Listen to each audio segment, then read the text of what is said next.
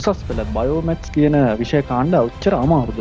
A level physics subject එක subject 3 අතරින් අමාරුම subject එකද? ඉසඩ් ස්කෝර් එක කියන එක හැදෙන්නේ කොහොමද? district quota එක merit rankersලා මේ කියන දේවල් මොනවද? විෂයන් තුන balance කරගෙන අපි අපේ target එකට A level වලදී යන්නේ කොහොමද? physics subject අපේ class වල හරියටම කියලා දෙන්නේ කොහොමද? පහුගිය උසස් පෙළ විභාගයට මුහුණ දුන්නු ළමයින්ට විභාගයට යන්න කලින් ඒ ප්‍රශ්න පත්‍රයේ තිබ්බ සෑහෙන ගණන් ප්‍රමාණයක් අපි class එකේ හැදුවේ කොහොමද? උසස් පෙළ භෞතික විද්‍යාව ප්‍රශ්න පත්‍රයේ ස්වභාවය කොහොමද?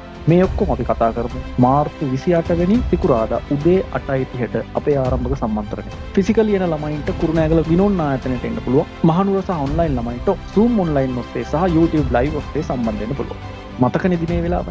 මාර්තු 28 උදේ 8:30ට. කවුරුත් කතා කරන්නේ නැති වැදගත් කරුණු ගොඩක් අපි එදාට කතා කරනවා. මතක තියාගන්න. A level කියලා කියන්නේ ඔයාගේ ජීවිතේ වෙනස් වෙන කඩේක. මම ඉංජිනේරු නදීෂාන් ගුණවර්ධන. එදාට මම කියන්නම් මම කොහොමද ඉංජිනේරින් යන්න වැඩ කරේ කියලා.